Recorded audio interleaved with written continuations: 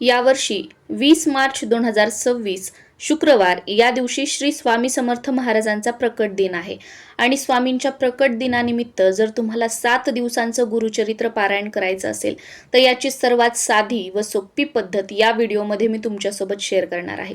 यापूर्वी कधीही जर तुम्ही गुरुचरित्राचं पारायण केलेलं नसेल तरी सुद्धा हा व्हिडिओ बघितल्यानंतर मनामध्ये कोणतीही भीती न ठेवता तुम्ही हे पारायण करू शकाल एवढं मी तुम्हाला 100% सांगू शकते। आणि हो, महिलांनी हे पारायण करावं का? तर हो, नक्कीच करावं। कारण स्वामी दत्त महाराज हे आपले आई वडील गुरु बंधू सखा ते आपल्यासाठी सर्व काही आहेत आणि आपल्या आईची वडिलांची गुरूंची सेवा करण्यासाठी मी करू शकते का, तुम्ही करू शकत नाही का, असं काहीही नाही। दुसरा जास्त विचारला जातो तो प्रश्न म्हणजे की महिलांनी कोणता ग्रंथ वाचावा, केंद्रातील ग्रंथ वाचावा की बाहेर जो मोठा ग्रंथ मिळतो तो वाचावा? तर बघा, केंद्रातील ग्रंथ वाचला तर अतिशय उत्तम। आता केंद्रातला वाचला म्हणजे चांगलं फळ मिळणार, बाहेरचा मोठा ग्रंथ वाचला म्हणजे त्याचे अनुभव नाही येणार, असं काही आहे का? तर अजिबात नाहीये। केंद्रातला जो ग्रंथ आहे ना तो वाचण्यासाठी थोडासा कमी वेळ लागतो। 7 दिवसांचं पारायण करायचं असेल तर मोठा ग्रंथ दररोज वाचण्यासाठी 3 ते 3.5 तास लागतात किंवा 4 तास सुद्धा दररोज लागू शकतात। पण हा जो केंद्रातला गुरुचरित्र ग्रंथ आहे तो वाचण्यासाठी रोज 2 ते 2.5 तास लागू शकतात। फक्त एवढाच फरक आहे। आणि असं म्हटलं जातं की जो मोठा ग्रंथ आहे त्याच्यामध्ये असे काही शब्द आहेत, अशा काही ओव्या आहेत की त्या वाचन केल्यानंतर महिलांचे आपलं जे गर्भाशय असतं त्यावर ताण येऊ शकतो, म्हणून सांगितलं जातं की मोठा जो ग्रंथ आहे तो महिलांनी वाचू नये। बाकी असं काहीही नाही की हे बंधन आहे, तुमचं वाईट होणार आहे, असं होणार आहे, असं अजिबात नाहीये। त्यामुळे तुमच्या मनामध्ये जर थोडीफार शंका असेल ना तर सरळ आपला केंद्रातला गुरुचरित्र ग्रंथ जो आहे तो पारायण करायला सुरुवात करा। पण भीती बाळगू नका की मी महिला आहे आणि गुरुचरित्र पारायण केलं तर माझ्यासोबत काहीतरी वाईट होईल। एक गोष्ट लक्षात घ्या, देव हा भक्तीचा विषय आहे, भीतीचा विषय नाहीये। आणि कोणतेच देव कोणतेच गुरु कधीच आपल्यासोबत वाईट करत नाहीत। आपल्यासोबत जे काही होत असतं ते आपल्या कर्मानुसार होत असतं। त्यामुळे या देवाधर्माच्या गोष्टी स्वामींना गुरूंना त्यांच्या सेवेला घाबरू नका, आपल्या वाईट कर्मांना घाबरा। आणि अजून एक सर्वात महत्त्वाची गोष्ट की आपण ह्या ज्या सेवा पारायण व्रतवैकल्य करतो ना हे कधीही वाया जात नाही। ही सेवा केल्याने आपले जे गुरु आहेत तर ते आपले जे भोग आहेत, आपलं प्रारब्ध आहे त्याची जी तीव्रता आहे ना ती कमी करतात, पण कधीच आपलं वाईट करत नाहीत किंवा त्यांची कोणती सेवा केल्यामुळे आपल्या आयुष्यामध्ये अडचणी वगैरे निर्माण होत नाहीत। या उलट ते आपल्या आयुष्यामध्ये ज्या अडचणी येतात आपल्या कर्मांमुळे, आपल्या वाईट कर्मांमुळे त्याला सामोरं जाण्याचं जे बळ लागतं ना, जी हिंमत लागते ती आपल्याला या सेवेतून मिळत असते। आणि गुरुचरित्र पारायण म्हटलं की नियमांना घाबरूनच बरेच जण इच्छा असूनही गुरुचरित्राचं पारायण करत नाहीत। तर बघा, नियमांना कधीही घाबरू नका, कारण हे नियम आपण मनुष्यानेच बनवलेले आहेत आणि ते आपल्यासाठीच आहेत। मग हे नियम कशासाठी? की आपण थोडंसं आपल्या कम्फर्ट झोनमधून बाहेर यावं यासाठी। अगोदर बघा, देवाला प्रसन्न करून घेण्यासाठी रानावनामध्ये ऋषीमुनी वगैरे बसायचे, तपश्चर्या करायचे, काही खायचं नाही प्यायचं नाही।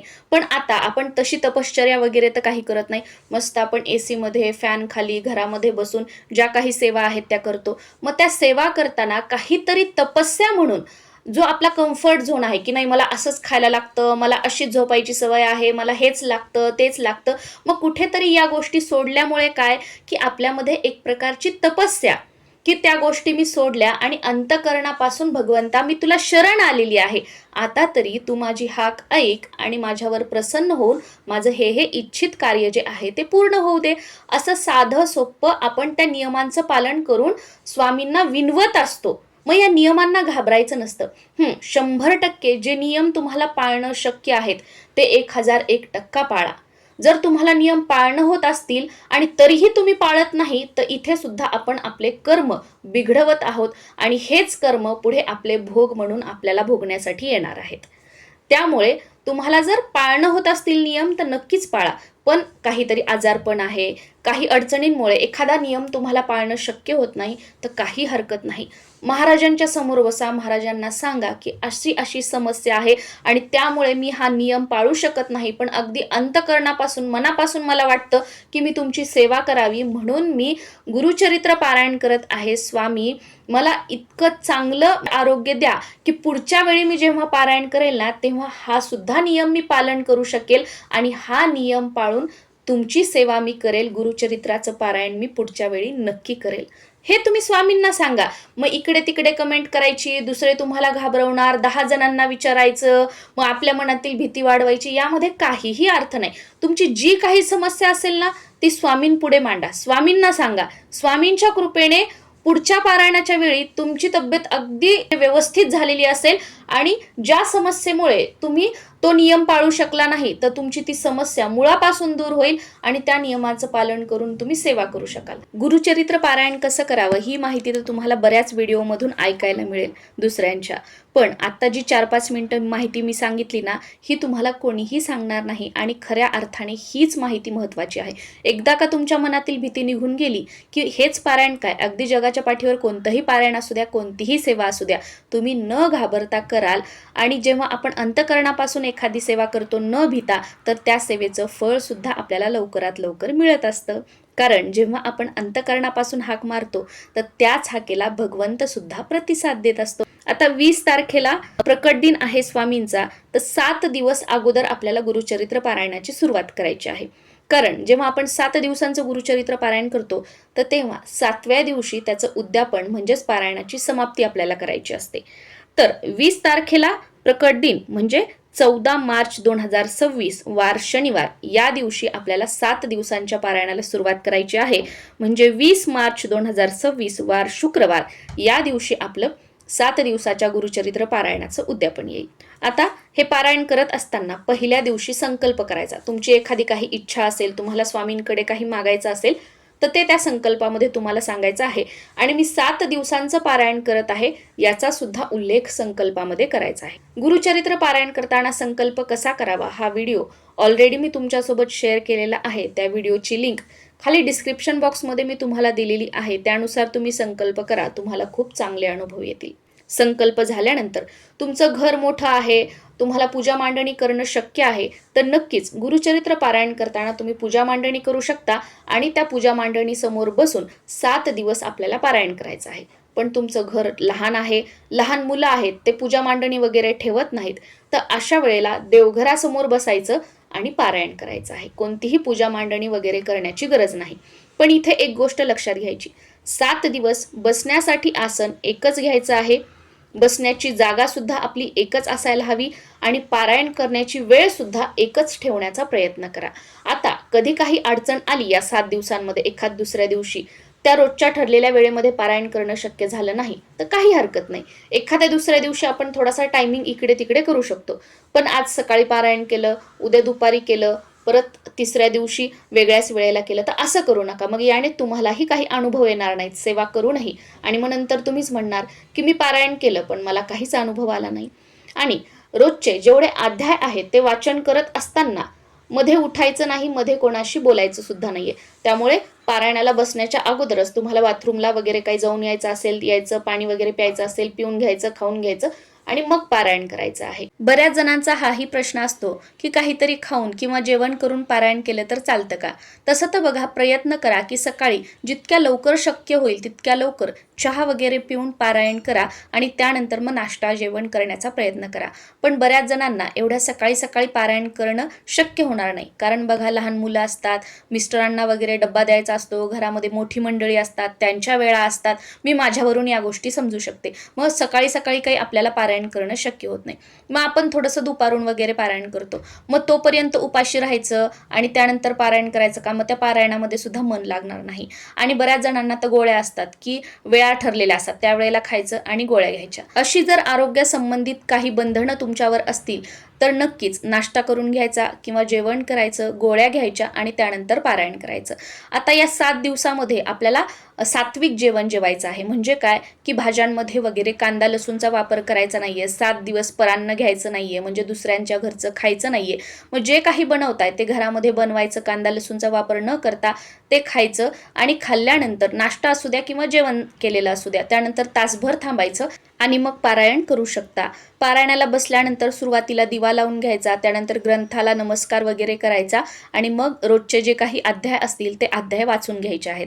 आता 7 दिवसांचं पारायण करत असताना पहिल्या दिवशी 1 ते 9 अध्याय वाचायचे आहेत, दुसऱ्या दिवशी 10 ते 21 अध्याय वाचायचे आहेत, तिसऱ्या दिवशी 22 ते 29 अध्याय वाचायचे आहेत, चौथ्या दिवशी 30 ते 35 अध्याय वाचायचे आहेत, पाचव्या दिवशी 36 ते 38 अध्याय वाचायचे आहेत, सहाव्या दिवशी 39 ते 43 अध्याय वाचायचे आहेत आणि सातव्या दिवशी 44 ते 53 अध्याय वाचून पारायणाची समाप्ती आपल्याला करायची आहे. रोजचे अध्याय वाचून झाले की ग्रंथाला काहीतरी गोडाचा वगैरे नैवेद्य दाखवायचा, साखर, दूध साखर, एखादं फळ असेल तर त्याचा नैवेद्य दाखवायचा, आरती करायची. तुम्हाला जर 7 दिवस अखंड दिवा लावायचा असतील तर तुम्ही तसाही लावू शकता किंवा मग दररोज आपण वाचन करतोय त्यावेळेला सुरुवातीपासून पूर्ण आपली आरती वगैरे होईपर्यंत दिवा चालू राहील याची काळजी आपल्याला घ्यायची आहे आणि धूपबत्ती, अगरबत्ती हे सुद्धा आपल्याला सुरू ठेवायचं आहे. 7 दिवस घरात नॉनव्हेज वगैरे बनवायचं नाही, घरात कोणाला खाऊ सुद्धा द्यायचं नाहीये, बेडवर म्हणजेच गादीवर झोपायचं नाहीये. आता बऱ्याच जणांना डॉक्टरांनी सांगितलेलं असतं की खाली बसायचं नाही, खाली झोपायचं नाही आणि त्यांना स्वतःलाही खाली बसता येत नाही किंवा ते खाली झोपू शकत नाही. तर अशा वेळेला आपल्या बेडवरची गादी काढून टाकायची आणि त्या बेडवर घोंगडी किंवा सतरंजी टाकून त्यावर झोपलं तर चालू शकतं. आणि ज्यांना खाली बसून मांडी घालून पारायण करता येत नाही तर त्यांनी टेबल खुर्चीवर पारायण केलं तर चालू शकतं. पण अंथरुणावर बसून, सोफ्यावर बसून कधीही गुरुचरित्राचं पारायण करू नका. आणि झोपायचं जरी असेल तर सोफ्यावर सुद्धा झोपू नका. खाली झोपणार असाल फरशीवर तर सतरंजी, घोंगडी किंवा चटई टाकून त्यावर आपल्याला झोपायचं आहे. आणि पांघरण्यासाठी सुद्धा स्वच्छ धुतलेलं पांघरूणच वापरायचं आहे. मासिक पाळीची तारीख तर आपल्याला माहीत असते, त्यामुळे तुमची मासिक पाळीची तारीख असेल तर पारायणाला सुरुवातच करायची नाही. नंतर तुम्ही प्रकट दिनानंतर पारायण केलं, तुमची इच्छा असेल तर तरी सुद्धा चालू शकतं. आणि जर या 7 दिवसामध्ये अचानक सुतक आलं तर ती पूजा मांडणी वगैरे सगळं तसंच राहू द्यायचं, ग्रंथही तसाच राहू द्यायचा, लागालाग करायची नाही. तुमचं सुतक संपल्यानंतर ती पूजा मांडणी वगैरे उचलायची आणि मग परत एकदा नव्याने 7 दिवसांचं गुरुचरित्र पारायण तुम्हाला करायचं आहे. 20 तारखेला म्हणजे 7व्या दिवशी या पारायणाची समाप्ती करायची असते. आणि गुरुचरित्र पारायणाच्या उद्यापनामध्ये घेवड्याच्या शेंगाच्या भाजीला खूप जास्त महत्त्व आहे. उद्यापनाच्या दिवशी तुम्हाला जर शक्य असेल तर तुम्ही पूर्णावरणाचा स्वयंपाक बनवू शकता, पण त्यामध्ये भाजी मात्र घेवड्याच्या शेंगाची बनवायची आहे. आणि पूर्णावरणाचा स्वयंपाक बनवणं तुम्हाला शक्य नसेल तर साधा वरण, भात, भाजी, पोळी बनवायची, त्यासोबत एखादा गोड पदार्थ बनवायचा आणि याचा नैवेद्य दाखवला तरी सुद्धा चालू शकतो. स्वयंपाकामध्ये कांदा लसूणचा वापर करायचा नाहीये. शेवटच्या दिवशीचे अध्याय वाचून घ्यायचे, त्यानंतर नैवेद्य दाखवायचा आणि आरती करून घ्यायची आहे. उद्यापनाच्या दिवशी घरातील सर्वांनी आरतीला उपस्थित राहिलं तर अतिशय उत्तम, पण शक्य नसेल तर तुम्ही स्वतः आरती केली तरी सुद्धा चालू शकतं. आता या पारायणाचं उद्यापन करण्याच्या 3 पद्धती आहेत. या तिन्हीपैकी ज्या पद्धतीने तुम्हाला उद्यापन करणं शक्य होईल त्या प्रकारे तुम्ही करू शकता. पहिल्या पद्धतीनुसार जर तुम्हाला एखादं जोडपं मिळत असेल तर शेवटच्या दिवशी त्या जोडप्याला बोलवायचं, त्यांना जीव घालायचं, त्यांचा मान सन्मान करायचा, यथाशक्ती तुम्हाला जी दक्षिणा घडेल ती त्यांना द्यायची आणि या प्रकारे पारायणाचं उद्यापन करायचं. आणि उद्यापनासाठी जोडपं मिळत नसेल तर अशा वेळेला जेव्हा आपण ग्रंथाला वगैरे नैवेद्य दाखवतो तर त्याच वेळेला शिदा बाजूला काढून ठेवायचा, त्या शिद्याचं पूजन करायचं, त्या शिद्यावर यथाशक्ती तुम्हाला जी घडेल ती दक्षिणा ठेवायची आणि तुमच्या घराच्या आजूबाजूला जर एखादी गरीब व्यक्ती असेल, कुणी गरजू असेल तर त्यांना तो शिदा आपल्याला समाप्तीच्या दिवशी द्यायचा आहे. आता हे शिदा घेण्यासाठी कोणी नसेल तर मग अशा वेळेला तुम्ही सिग्नलवर किंवा तुमच्या घरी किंवा तुमच्या शेजारी कोणाकडे कामवाल्या मावशी येत असतील तर त्यांना हा शिदा दिला तरी सुद्धा चालू शकतं. आणि हेही शक्य नसेल तर शेवटच्या दिवशीचे अध्याय वाचून घ्यायचे, नैवेद्य दाखवायचा, आरती करायची आणि यथाशक्ती जर आपण घरी उद्यापन केलं असतं तर आपल्याला किती खर्च आला असता तेवढी दक्षिणा बाजूला काढून ठेवायची. आणि त्या दिवशी तुमच्या घराच्या आजूबाजूला जर कुठे दत्त मंदिर असेल तर त्या दत्त मंदिरामध्ये जाऊन त्या दान पेटीमध्ये महाराजांना प्रार्थना करून ती जी दक्षिणा आहे ती टाकायची आहे. आणि जर तुम्हाला शक्य असेल तर दानपेटीमध्ये दक्षिणा टाकताना घरी जर आपण शिदा बाजूला काढून ठेवला आणि तो शिदा त्या दत्त मंदिरामध्ये ठेवला तरी सुद्धा चालू शकतो. कारण तिथले जे गुरुजी वगैरे असतील किंवा त्या मंदिरामध्ये जे पूजा वगैरे करतात, त्या मंदिराची काळजी घेतात, ती व्यक्ती तो शिदा घेऊन जातील आणि मग त्यांच्या पोटामध्ये तो शिदा जाईल. तर या प्रकारे सुद्धा तुम्ही 7 दिवसाच्या गुरुचरित्र पारायणाचं उद्यापन करू शकता. गुरुचरित्र पारायण करताना काय खावं, काय खाऊ नये यावर माझा एक सेपरेट व्हिडिओ आहे. त्या व्हिडिओची लिंक खाली डिस्क्रिप्शन बॉक्समध्ये मी तुम्हाला दिलेली आहे.